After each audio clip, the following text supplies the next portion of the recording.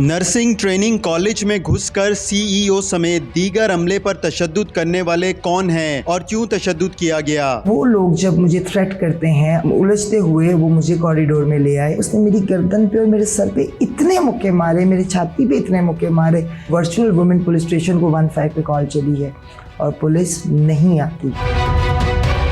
Doctor साहिबा, ये बताइएगा कि आप वहाँ की सीईओ हैं, ऐसा क्या हुआ था? वो लोग कौन हैं जिन्होंने धावा बोला कॉलेज के ऊपर और इस तरह इस बेदर्दी के साथ तशद्दुद का निशाना बनाया? जिस दिन का ये वाक़या है 8 तारीख थी और उस दिन लास्ट डेट थी एग्जामिनेशन फ़ीस सबमिट होने की बच्चों की। ये बड़ी प्लानिंग के साथ जो है 2 लड़का लड़की आते हैं गाड़ी में पहले, और उसके बाद वो जो लड़की है वो गार्ड को एंगेज करती है बातों में, और लड़का फ़ोन पे हमारी एक स्टूडेंट को बुलाता है, सीसीटीवी फुटेज में मौजूद है। वो लड़की उनको बातों में लगा के डायरेक्ट ही सीईओ के कमरे में, इट्स मीन मेरे कमरे में ले जाती है, जहाँ पे कॉन्फिडेंशियल डॉक्यूमेंट्स भी थे और एक बड़ी अमाउंट पड़ी हुई थी। मेरी बेटी जो है ना, वो उसकी मोबाइल से ना इसको रिकॉर्ड कर रही है जब मैं उस बंदे से आर्गूमेंट कर रही हूँ।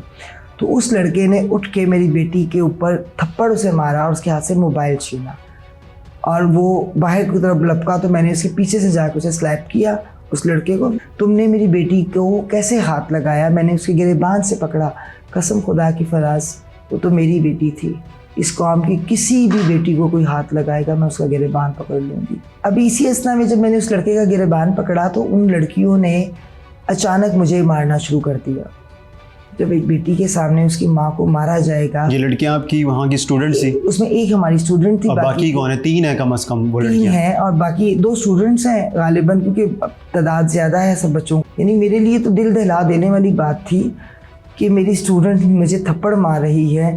फिर वो मुझे एहसासदारों की धमकियाँ देने लग पड़ा, अपने आप को एहसासदार का हाजिर सर्विस मुलाजिम बताने लग पड़ा। मेरे वो इदारे जिन पे मैं शायद फ़ख्र महसूस करती हूँ, वो लोग जब मुझे थ्रेट करते हैं और वो मुझे कहते हैं कि हमने फ़लाँ शख्सियात को उठवा लिया, तेरे जैसी मैडम है तो मैं रोज़ की 8 उठवा के गायब करा देता हूँ। उलझते हुए वो मुझे कॉरिडोर में ले आए और वहाँ पे ही उसने मुझसे बहस की, मेरा गिरेबान सारा चाक किया। जब मैं इस बात को रिपीट करती हूँ तो being a women, being a mother, being a teacher, मैं एक उस्ताद हूँ, तो मेरे लिए ये बहुत ही तकलीफ़ का मरला होता है कि मुझे इस तरह मेरे साथ बिहेवियर किया गया। उस्ताद का माशरे में जो मुकाम है उसको पामाल कर दिया गया। उसमें उन्होंने वहाँ पे हमें बेदर्दी से मारा। उसमें उस बंदे ने इतना टॉर्चर किया मुझे, मेरी भाभी को, जो डॉक्टर सब एडमिनिस्ट्रेटर है हमारी वहाँ पे, ग्रीन सूट में आप देख सकते हैं फुटेज में, वो बेदर्दी से उसको थप्पड़ मार रहा है। वो मुझे मुक्के, और मेरा ड्राइवर मुझे बचाने के लिए आगे आता है, तो मेरे ड्राइवर के पेट में इतने मुक्के मारे हैं कि 10 दिन से उसके 2 एक्सरे करवा चुकी हूँ, उसकी दर्द ही ख़त्म नहीं हो रही है। उसके बाद वो उनका दिल नहीं भरता, मैं गेट के सामने खड़ी होगी, मैंने कहा पुलिस आएगी तो तुम जाओगे, अब ऐसे नहीं जाओगे, तुमने मेरा गिरेबान फाड़ा है, अब तुम ऐसे नहीं जाओगे। मैं तो जेल में था कि इस पूरे वाक़े को 1 घंटा गुजर चुका है, पुलिस को आ जाना चाहिए। 1 आवर मतलब 15 की कॉल जो 10 कॉलें चली गई हो, वर्चुअल वुमेन पुलिस स्टेशन को 15 पे कॉल चली है और पुलिस नहीं आती। जब मैं उसको कहती हूँ, उस बंदे को, कि मैंने 15 पे कॉल की हुई है, तो वो कहता है ऐसी 15 पे कॉल करके आए हैं। तो इट्स मीन कि कहीं मैनेज हुई थी, पुलिस कुछ प्लांटेड था। ये फ़ीसों का तराजा नहीं था। इसके पीछे जो इन्वेस्टिगेशन है वो अब इन्वेस्टिगेशन ऑफिसर ने करनी है। फिर पुलिस, वो मुझे, उनका दिल नहीं भरा तो वो मुझे कॉलेज से बाहर ले आए और कॉलेज के सामने दरवाजे पे जो मुझे उन्होंने बेदर्दी से मारा, अगर आपने वो फुटेज देखी हो तो वो लगातार मुझे मार रहे हैं।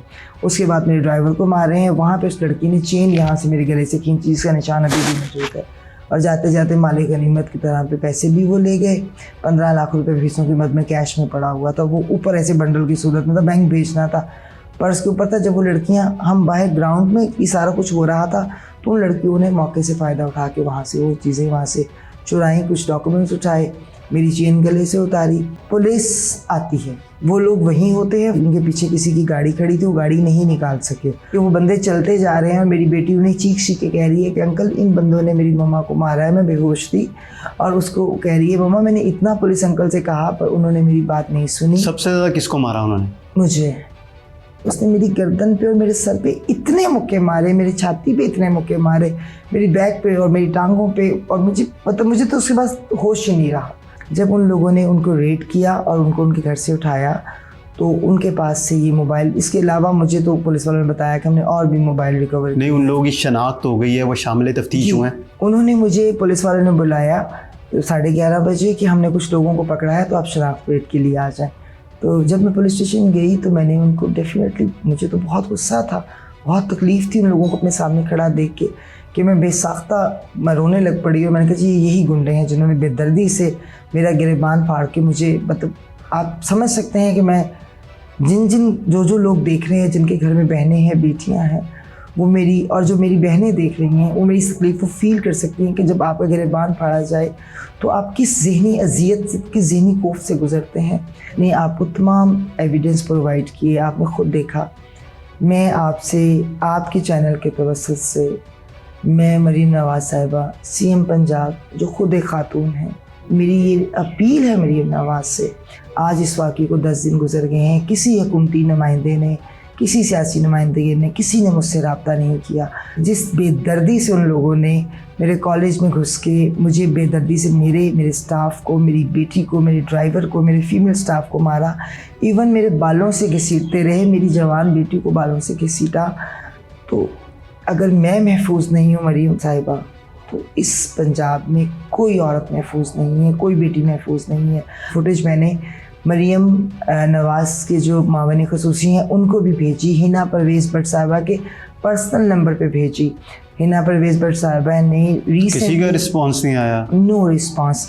मैंने मोहसिन नकवी साहब के पर्सनल नंबर पे भी भेजी, नो रिस्पांस। इससे ज़्यादा जुल्म क्या हो सकता है कि मेरी आवाज़ कोई नहीं बना। मैं मीडिया की बहुत शुक्रगुज़ार हूँ, आपके चैनल की शुक्रगुज़ार हूँ कि आप लोगों ने मेरी आवाज़ बने, आप लोगों ने मुझे मौका दिया कि मैं वो हकीकत सामने लेके आ सकूं जिस हकीकत को गलत तरीके से जो है वो पोर्ट्रे किया जा रहा है।